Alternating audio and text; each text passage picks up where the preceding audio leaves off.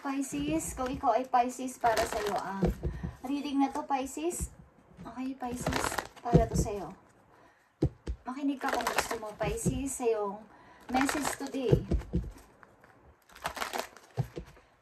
Titignan natin ang inyong message galing sa inyong mga mahal sa buhay na wala na dito sa mundo natin, ng mga buhay. Okay, sa other world. Galing sa other world, guys. Para sa mga Pisces na makakakita ng message na to, makakapanood, para to sa inyo, guys, Pisces. Okay? Galing sa inyong mga mahal sa buhay na pumanaw na, guys. Kailangan mo siguro ng magpalakas sa iyong sarili para magkaroon ka ng kakayanang makamove kung ano man, kung saan ka na i-stop. Okay, Pisces? Tingnan natin mga message na dapat ninyong malaman, Pisces, galing sa inyong guidance. Okay? Ito ay galing sa Monology. Para sa ito, Pisces. Pisces message. Tingnan natin.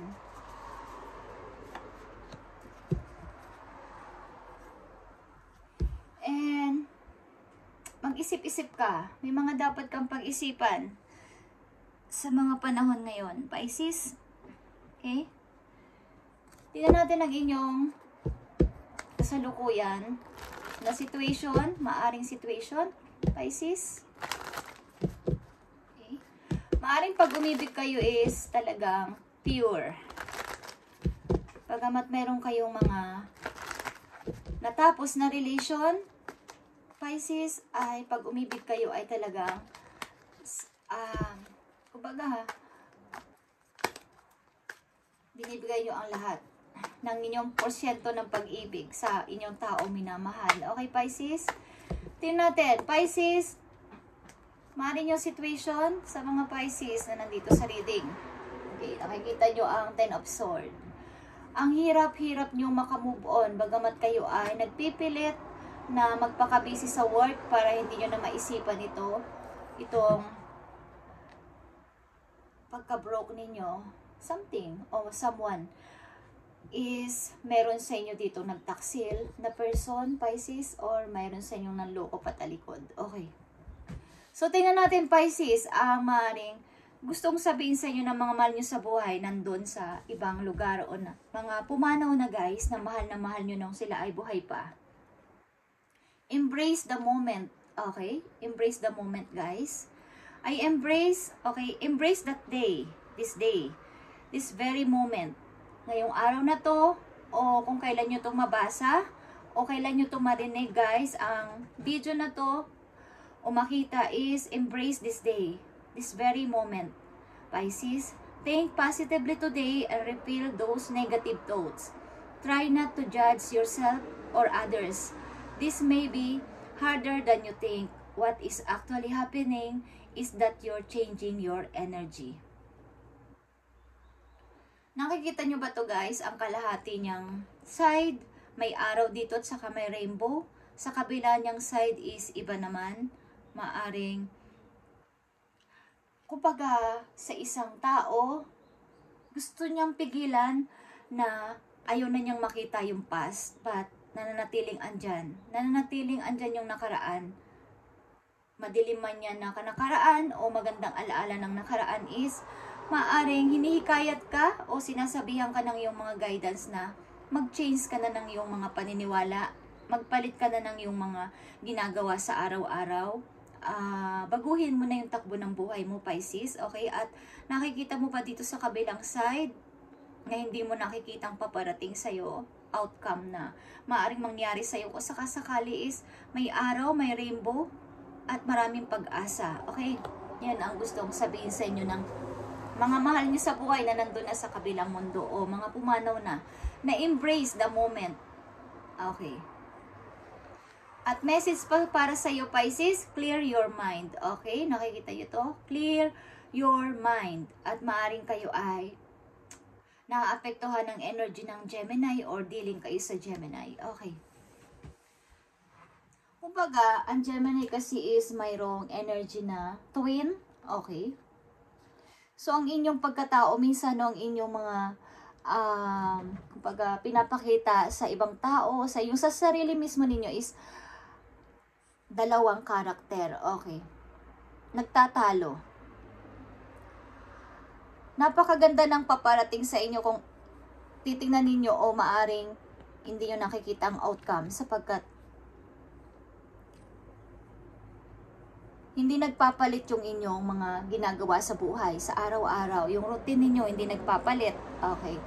So, kailangan ninyong makita na may maganda pang paparating at pag-asa sa inyo, Pisces. Okay. Itong inyong maaring situation, nakikita nyo to. Kayo ay dealing o nai-involve sa toxic na relasyon, unhealthy na relasyon. Kikita nyo to. Maaring meron sa isa sa inyo sa inyong relation o sa inyong situation sa family na may tuso, may nagtaksil sa inyo at may kailangang magsakripisyo, may isa na lang na nagparaya para dito. Okay? Kung kayo ay dealing o nai-involve talaga sa isang napaka hindi unhealthy na relasyon, kasal man yan o third party, is mas mabuti pang magsakripisyo kayo at umalis na lang. Okay, sorry. Okay? Mas mabuti pang kayo ay umalis na lang sa situation na to kaysa kayo ay nakakulong dyan sa relasyon na hindi na kayo nagkakaunawaan. Okay? Ito ay temptation ninyo na kinalalagyan sa ngayon sa inyong kasalukuyang situation. Kung kayo nandyan pa, kung hindi pa kayo nakakaalis dyan. Pisces is involved kayo sa hindi napakagandang relasyon. Pisces, maaring away. Okay, away sa relasyon ninyo. Ang isa ay tuso. May kailangan na dito umalis. Di man ikaw o yung partner mo. Okay, may kailangan magsakripisyo para matapos na itong inyong paghihirap sa inyong relation. Pisces. Okay, Pisces. Tingnan natin ang paparating na mensahe sa'yo. Dito, I need ng 3 messages dito. Paparating na mensahe sa inyo. Paparating na maaaring situation nyo. Guys, Pisces. Ibigay mo ang tamang message, please, para sa mga Pisces. Paparating na mensahe sa kanila after itong 5 of Swords and Temptation. Okay. Paparating na mga message na dapat nilang malaman na gusto mong sabihin sa mga sign of Pisces. Okay. Nakikita nyo to? You need to choose between 2 direction. 2 of Wands is 2 direction, left and right. Alin ba dyan? Old or new? Or kung pareho man niyang old o pareho man niyang new, may kailangan kayong i-select o i-choose dyan, Pisces, para magkaroon kayo ng bagong buhay, bagong ginagawa sa buhay, bagong pinagkakaabalahan, at bago ding tao, syempre. Okay, guys? Tingnan natin ang inyong situation pa, guys. Clear your mind. Okay. Gulong-gulo kayo. Clear your mind. Kayo ay nadidealing o involved sa relasyon na bawal. Okay? Baga, maraming tutol. Tradition ito, okay? Tutol ang nakakarami. At alam nyo ba kung pag maraming tutol sa paligid, hindi healthy ang, syempre, pagpasok din ng biyaya, blessing. So, kailangan ang inyong mind muna ay inyong i-clear, mag-detox kayo, mag-cleansing, at pwede namang balikan kung gusto nyo talaga ang tao na yan o ang situation na yan. Basta mag-clear mo ng inyong isipan at pati yung mga involved na tao sa buhay ninyo na against sa inyong relation, kung yan ay pag-ibig, is magkaroon muna ng kaliwanagan para dito, okay? Yeah. Isa sa inyo, maaaring ikaw is umaalis ng yung partner, ikaw pa din ang habol ng habol, okay? Ang ilan sa inyo, Pisces, dealing sa divorce. Ang ilan sa inyo is nagmamahal sa taong may ibang minamahal. Okay. Pilit at pilit din yung minamahal ng isang taong hindi na pwede, guys. Alam niyo ba ang inyong niyayakap dito kung ikaw ito, Pisces? May hawak siyang isang dito, parang ribbon o tali yan sa kanyang kanang kamay. Okay? Ito ay naka-connect sa kanyang soulmate at hindi ikaw yon, or vice versa. Maaaring ikaw ito na gustong-gusto ka ng tao na to, but meron kang mahal na iba. Okay? Pisces. Kailangan mong humanap ng bagong pagkakaabalahan, bago ninyong routine at bago ninyong gagawin sa buhay. Tingnan natin. Isa lang dito na message for Pisces. Okay? Yeah. Hirap na hirap ka sa sarili mo, Pisces. Hindi ka na pagkakatulog. Hirap na hirap ka makamove on. At maaaring may involved sa inyong isang person na very strong ang personality.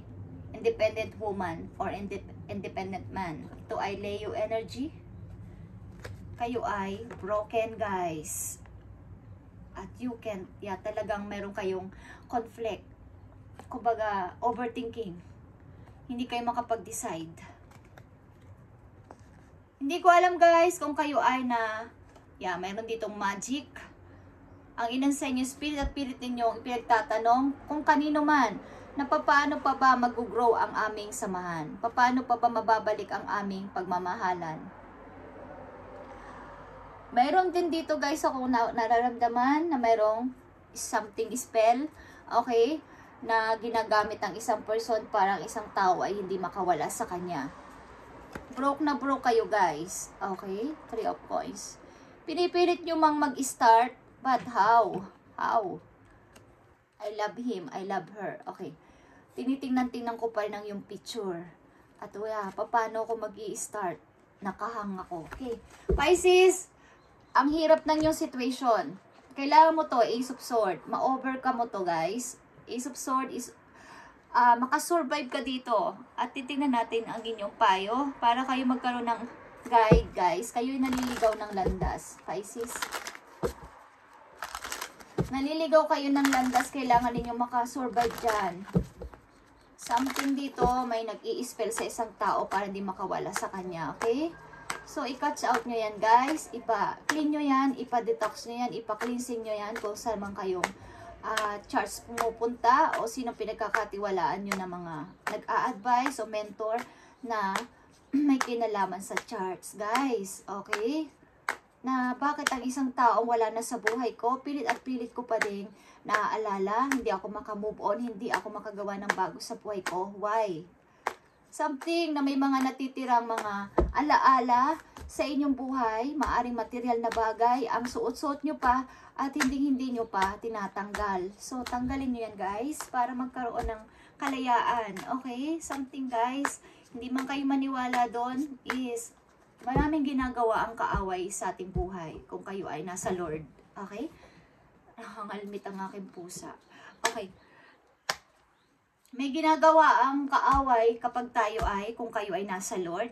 Okay? Kung malapit kayo kay Lord, maaring may ginagamit na tao, hindi lang kamag-anak ninyo, hindi lang kaibigan nyo, hindi lang malalapit na tao sa inyo, hindi lang boyfriend nyo, hindi lang girlfriend nyo. Kaya, minsan may mga pagkakataon na hindi nyo nauunawaan, why kami nag-aaway, okay naman kami kanina. Bakit kami biglang nagalit sa isa't isa na ang liit ng isang bagay? Bakit namin pinag-awayan? Tapos napunta lang sa wala ang aming mahabang pinagsamahan. Okay. Tingnan natin ang message for you, advice, Pisces. Count all your blessing, even the small ones. Show gratitude and appreciation for all that you have in your life, Pisces, and all that is yet to come into it. Your best days are still ahead of you. Isn't that wonderful thoughts? Okay. Embrace the moment, guys. Advice para sa inyo, kahit maliit o malaki o napakaliit ng dumarating sa inyo, yan ay blessing galing kay God at i-show ninyo ang kabutihang loob sa iba at ma-appreciate nyo ang anumang bagay na dumarating sa inyo, guys. At nangungulit ang pusa ko, guys. Paparami pa ng paparami ang blessing na lalo ninyong matatanggap kapag na-appreciate nyo ang maliliit na natatanggap ninyo sa buhay. Okay. Tingnan pa natin ang tatlong message dito. Tingnan natin ang tatlong message dito. Okay, nakikita nyo ang the Fool. Kailangan maging ready na kayo sa pagbabago ninyo. bagong buhay, bagong simula sa inyong sarili, Pisces. Okay? Bagong adventure at Two of Pentacles. Mamili kayo sa dalawang direksyon o dalawang trabaho, dalawang situation, dalawang tao. Okay? Ito ay opportunity. Okay? Puro ito pasimula. At Ten of Wands. Okay. Maybe pipilitin ninyong mapag-isa muna. Gusto nyo munang mapag-isa kahit kumain mag-isa o kung saan sa kayo pupunta, pipilitin yung mag-isa muna at harapin at kilalanin. Kilalanin din ang inyong sarili. Okay, maaring sinahaba-haba ng inyong mga nagawa dito o sakripisyo dito sa situation na to o sa relation na to, wala kayong nagawa para sa inyong sarili. Okay? Wala kayong nagawa na bawa yung mga oras para sa inyong sarili. Kaya nandito ang embrace the moment.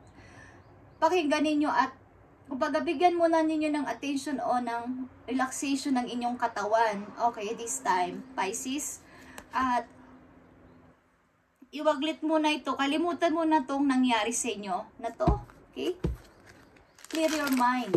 Mag-cleansing ka, Pisces. Maaring maraming mga bad energy ang nakakapit sa'yo. Okay? Tingnan pa natin ang healing energy dito, Pisces. Okay guys, ito ay para sa lahat ng Pisces. At pakinggan ninyo kung gusto nyo guys, ang guide para kayo ay magkaroon ng idea. Okay, Pisces? Kung ito ang inyong nararanasan is clear. Okay, clear your mind and mag-cleansing kayo. Magpalinis kayo kay God. Baka may mga bad energy, bad element. Okay, bad energy na nakakasakop sa inyo. Okay, guys? Sa mga tao ninyong nakakasalamuha, huwag kayong masyadong magtitiwala at huwag kayong tumanggap basta-basta ng mga bagay, lalo na mga material. At yan muna ipag-pray ninyo kung nararapat na isuot. Okay. Lalo na kapag bigay ng tao, hindi galing sa binili. O kahit binili nyo pa.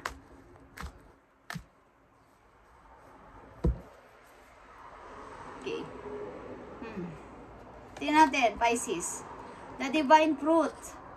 As I work to improve and free myself, I strengthen my foundation, my intellect is light, my heart is warm, and my soul is strength. I am nurtured by the divine sun. The fruit I bear reflects my inner light. Okay. It's all about kunwari sa isang prutas. Okay. Kailangan ninyong, kumbaga bago mamunga ang isang puno, kailangan mo na itong diligan. Okay. At puntahan. Tingnan-tingnan kung namumunga na ba. Okay. Hindi naman basta-basta magbubunga ang isang puno kung hindi ito dinidiligan o walang nag-aalaga sa puno na yon. Pwede din namang hindi. Pwede namang mamunga ng maayos yon o mamunga ng masama yung isang puno na yon kung ang hindi naman naalagaan yung lupa niya. Kung hindi nadidiligan, siyempre hindi naman siya magbubunga ng maayos at maraming prutas. Okay guys, at kung minsan kasi sa loob, hindi naman masasabing sa isang puno kapag nagkaroon siya ng bunga o prutas is hindi naman lahat okay ang prutas. Meron ding masama, meron ding nabubulok agad, diba? So, yun ang ibig kong sabihin at yun ang ibig sabihin sa inyo guys. Kailangan nyong improve ang inyong sarili at palayain. At, kumbaga, pakinggan ninyo ang sinasabi ng inyong puso guys. Okay? Palitawin ninyo to sa inyong sarili, ang rainbow at ang sun. Okay, sana ay makita nyo ang outcome na may naghihintay sa inyong napakagandang pag-asa, magandang pag-asa. Dito kasi blanco, okay? Wala kayong nararamdaman sa inyong kasalukuyan. Wala kayong nakikita ang parang may pag-asa pa ba ang aking situation. Nandito ang Ace of Swords. Kailangan nyo makasurvive dyan at magagawa nyo yan, Pisces. Okay? Magagawa nyo yan, Pisces. Kailangan ninyo dito tumayo at wag nananatili dyan. Sapagkat tuwan-tuwa ang gumawa niyan sa inyo, guys. Kailangan nyo maging King of Swords. Ano bang gusto nyo mangyari sa buhay nyo? Tumanda na lang kayong ganito. Naghahanap pa rin ng answer sa mga questions. Okay? Di ko alam kung tuloy-tuloy kayong nagsusumamo sa isang pag-ibig na tapos na. Okay. Thank you, Pisces, at sana mapanood mo to. Kung sinong ka man na ganito ang inyong situation, kayo ay maliwanagan sana at clear your mind, mag-detox ka, mag-cleansing ka, magpalinis ka kay Lord. Something na may nakakabit sa yung mga, may sumusunod sa yung mga bad energy na nakakapagpabagal ng yung pag-unlad. Salamat, Pisces, at thank you. Thank you sa inyo lahat, guys, at pagpalain kayo ni God.